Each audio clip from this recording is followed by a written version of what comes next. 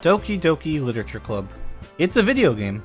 It's actually a really fun, happy-go-lucky dating sim that honestly I didn't think I'd make a video about because it's a dating sim. But, you know, there's a lot of really fun, complex layers that this game adds to really flesh out what dating sims have been known for. And today, we're gonna go ahead and discuss that. Just right after...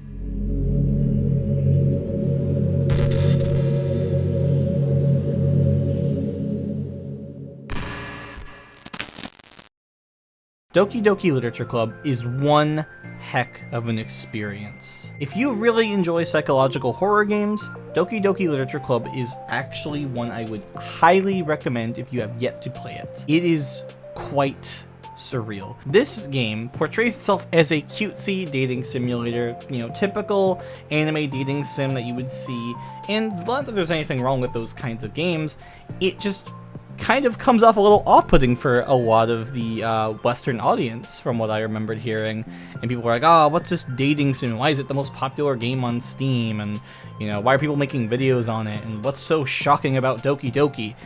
Only to then find out that it is a psychological horror game that completely messes with people's heads. And I mean messes with your head.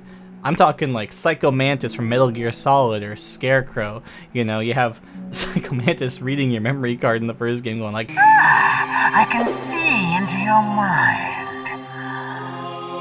So, you like Gran Turismo 3A spec for the PlayStation 2. And you have Scarecrow just doing whatever it is that Scarecrow does. A lot of the fun in Doki Doki is had for the first playthrough, and honestly, this might just be me being weird, but subsequent playthroughs always felt super fun because I played the game 2 to 3 times after I beat it the first time back in 2017, and I remember replaying it just to see all the jump scares. I never did 100% complete the game, but I really enjoyed going through it and just noticing when the jump scares would pop up and noticing different options would lead to certain things earlier or later. It's just something about the game was replayable to me, and it also just was because I liked all the characters a lot, including Monica. Monica is the one that breaks the fourth wall in this game. I mean, you should know this already if you're watching this video, but wanted to preface, Monica is probably my favorite character in the entire game just due to the sheer complexity in the layers that her character has, and it's super well written and well done. So, Doki Doki Literature Club Plus, an actual retail version of the game for both PC and consoles, released on the 30th. And I kind of remembered, kind of forgot that it even happens. I remember enjoying the heck out of Literature Club, but I didn't remember pretty much any of it. All of the memories kind of came back from replaying this version, but a lot of my memories in that game have been just resorted to remembering key moments, and Monica does some pretty weird things. That's about it. So re-experiencing everything I just talked about, pretty much blind, was an absolute treat, despite how scary certain little things got. But still, after all this time, I never 100%ed the game. And with the console port and the new Steam port, I decided, since there was achievements, I was going to buy the game and actually go out of my way to 100% complete this psychological horror, dating sim, visual novel, poetry game.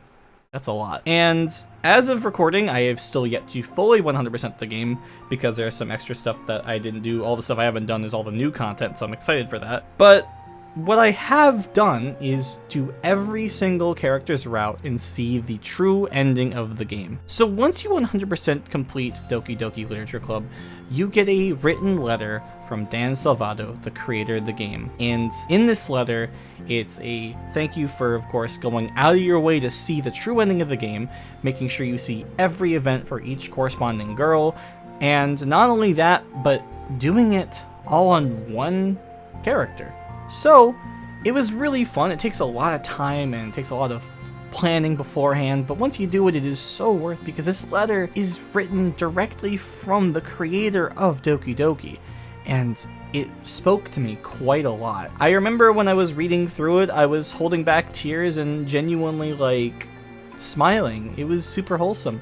And the whole message of the letter is to just appreciate video games. And this whole game is to appreciate that aspect. The aspect it's obviously paying a lot more homage to is the psychological horror elements from stuff like Metal Gear Solid with Psycho Mantis and Scarecrow, as I've already mentioned. And it's also appreciating other games, other video games of all kinds, as it says in this letter. As soon as I was done reading it, I felt like I had just had a conversation with Dan. Like, it felt so genuine, and it gave me a different perspective on what Doki Doki Literature Club truly is. And I can't really imagine, like, getting a better reward for going out of your way and seeing everything in this game. Now, sure, I'm still missing, like, the 1 in 64 chance to see a really weird, like, glitchy screen on, like, a menu or something, but as far as I'm concerned, I have experienced Doki Doki Literature Club to its fullest, and I'm excited to continue experiencing